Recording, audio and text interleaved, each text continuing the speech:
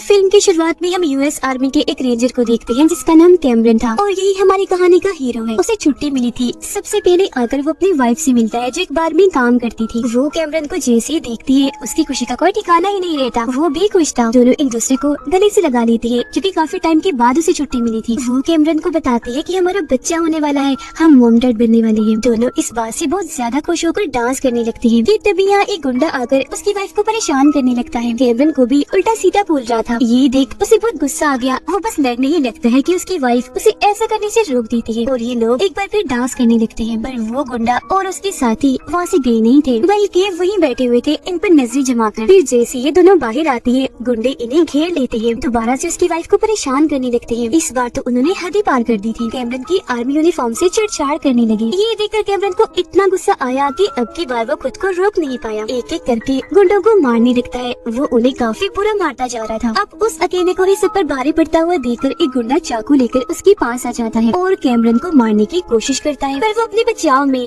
हमले को रोक लेता है। उसकी बाजू पकड़कर वो तोड़ता है, मुंह पर भी मुक्का मारकर उसे काफी जख्मी कर देता है। आखिर में चाकू उसमें घुसाकर जान से मार डालता है। अब इस हादसे के बाद कैमरन को कोर्ट में पेश किया जाता है। उसे खूनी और सब लोगों के लिए खतरा कहकर 8 साल की सजा सुना दी जाती है। वो बेचारा एकदम हैरान रह गया क्योंकि ऐसा उसने अपने बचाव में ही किया था, जानबूझ के नहीं किया था। पर उस बेचारे के पास और कोई चारा भी नहीं था। अगले ही दिन उसे जेल में भेज दिया जाता है। कुछ वक्त के बाद उसे अपनी वाइफ की खतों से पता चलता है कि उसकी वाइफ ने एक बेटी को पैदा किया है। जो जानकर वो खुश हुआ और अपनी बेटी से मिलने की उसकी लगन बढ़ गई। लेकिन वो फिलहाल तो नहीं मिल सकता था, मजबूर था। वो उदास ना हो उसकी वाइफ अपनी बेटी की तस्वीरें उसे भेजती रहती थी। साथ ही खतों में ये भी कह रही थी कि तुमने गुस्सा नहीं करना, जेल में बिल्कुल शांत रहना है। वो ऐसे करता है, एकदम शांत रहकर सबसे प्यार से पेश आता है क्योंकि उसे जल्द से जल्द यहाँ से निकलकर अपनी वाइफ और बेटी से मिलना है। टाइम पास करने के लिए किताबें पढ़ता है और फिट रहने के लिए एक्सरसाइज करता था। जेल में जो लड़का उसके साथ रह रहा था कैमरन की उससे दोस्ती हो जाती है जो आदत का काफी अच्छा था।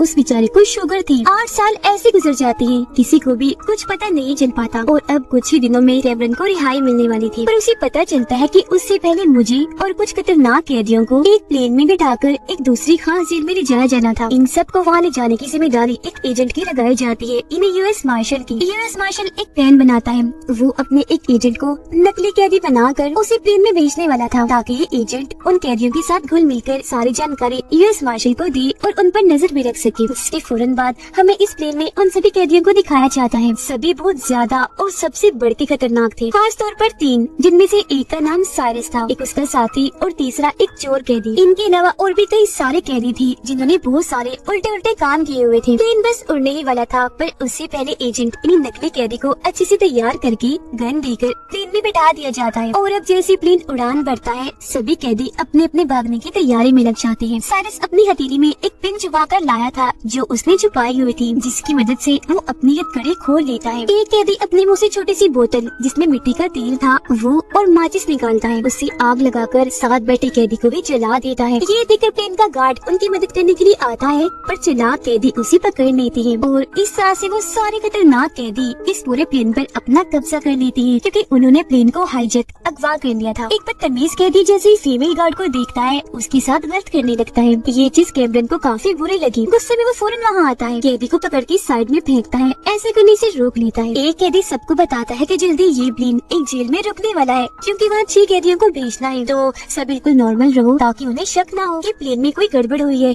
हम उन्हें गुमराह कर सके। पर तभी वो एजेंट इन नकली कैदी साइरस के आदमी को पकड़कर उसके सर पर गन तान देता है। यहाँ कैमरन उसे काफी समझाता है कि देखो पागल नहीं बनो, प्लीज अपने गन नीचे कर लो, पर वो नहीं सुनता। तो अब साइरस बिना सोचे समझे उस पर ही गोली चला देता है जिससे वो नीचे गिर गया। उसकी मौत हो जाती है, जिसके बाद इन्हें एहसास होता है कि जिन 6 कैदियों को जेल में भेजना है उनमें से 3 की तो मौत हो गई है। जो देखकर साइरस अपने 3 साथियों को बुलाता है उन मरे हुए 3 कैदियों की जगह लेने के लिए।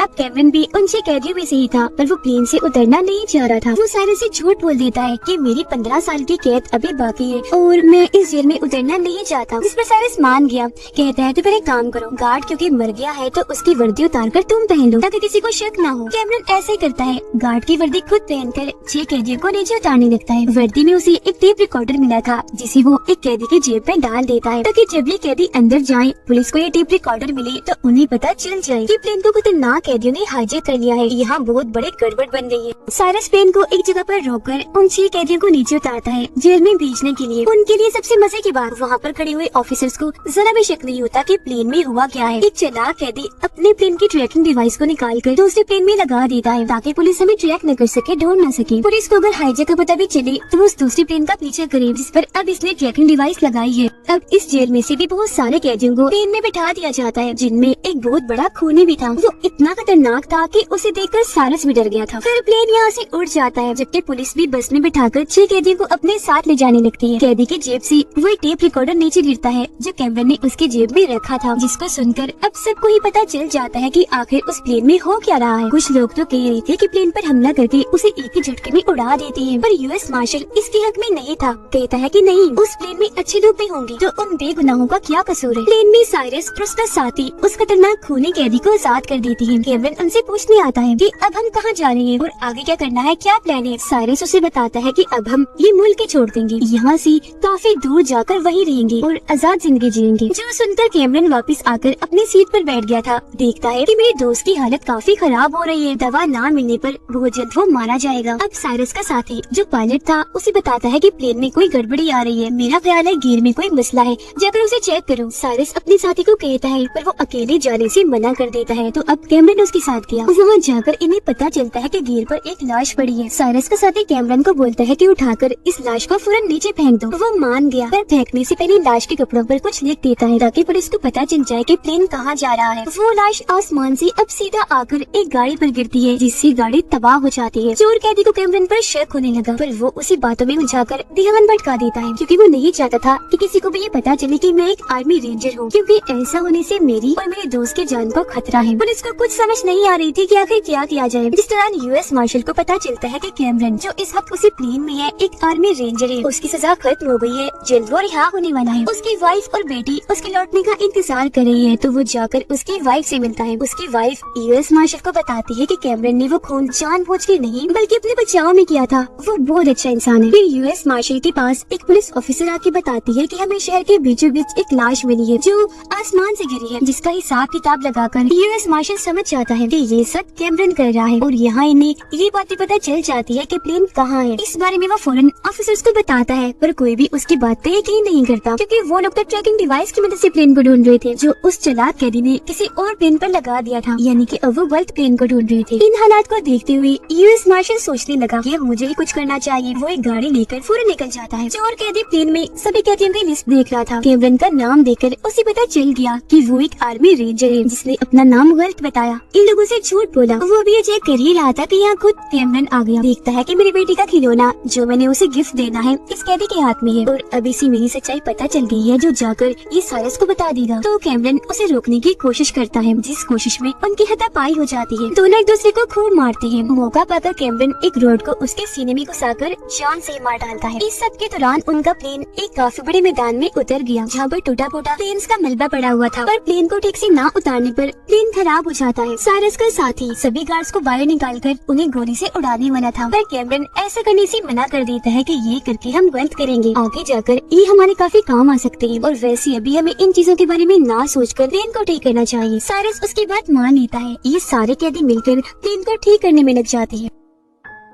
कैमरन पेट्रोल ढूंढने के बहाने वहाँ से साइड में चला जाता है ताकि वो कोई चीज ढूंढकर पुलिस से राब्ता कर सके, लेकिन तभी उसके सामने 3 गुंडे आ गए जो उस पर गन तान करके मारने वाले थे, पर कैमरन ही उन पर हमला करके मारने लगता है। वो भी उसे मार रही थी कि तभी ये यूएस मार्शल आकर कैमरन को बचा लेता है, लेकिन वो उस पर ही गन तान देता है क्योंकि अब उसे किस पर भी भरोसा नहीं करना था। पर जब मार्शल उसे ये कहता है कि मैं तुम्हारी वाइफ और बेटी से मिलकर आया हूँ, तो कैमरन शांत हो जाता है। कहता है मैं जानता हूँ तुम यहाँ क्यों आए हो, वैसे बेहतर होगा तुम इस मसले से दूर ही रहो, क्योंकि प्लेन में बुरे लोगों के साथ साथ अच्छे भी हैं जिनको बचाने की जिम्मेदारी मेरी है। इतना कहकर वो यहाँ से चला जाता है। उधर सभी ऑफिसर्स को भी पता चल गया था कि जिस प्लेन का हम इतनी देर से पीछा कर रहे हैं वो तो गलत प्लेन है, किसी कैदी ने बस में बेवकूफ बनाया है। वो ये बात यूएस मार्शल को जब बताती है तो उसका कहना था कि इस वक्त मैं जहाँ पर हूँ ये असली प्लेन की लोकेशन है, तो आप लोग जल्दी से इधर आ जाएं। अब साइरस का साथी एक दूसरे प्लेन को ठीक करता है ताकि यहाँ से निकल सके, और जैसे उसे चलाकर देखता है यूएस मार्शल उस पर हमला करके प्लेन को पीछे से ही आधा काट देता है। प्लेन का बैलेंस बिगड़ गया और वो सीधा जाकर एक पेट्रोल पंप पर टूट के बिखर जाता है। वहाँ चारों तरफ पेट्रोल ही पेट्रोल फैल गया था। ये देखकर साइरस को इतना गुस्सा आया कि जलती हुई सिगरेट को वो पेट्रोल पर फेंक देता है, जिससे वहाँ आग इतनी ज्यादा फैल जाती है कि पेट्रोल पंप समेत एक कैदी भी मारा जाता है। एक कैदी फिर देखता है कि पुलिस और आर्मी की बहुत सारी गाड़ियाँ इनकी तरफ ही आ रही हैं, जिन्हें देखकर साइरस सबको लड़ने का कहता है और उसका साथी अंधाधुन पुलिस और आर्मी ऑफिसर्स पर गोलियां चलाकर मारने लगता है। इसी बीच सारे कैदी प्लेन को लेकर वहाँ से उड़ जाते हैं, जो उन्होंने ठीक कर लिया था। इस हादसे से साइरस को शक हो गया कि हमारे बीच कोई खबरी है जो आर्मी को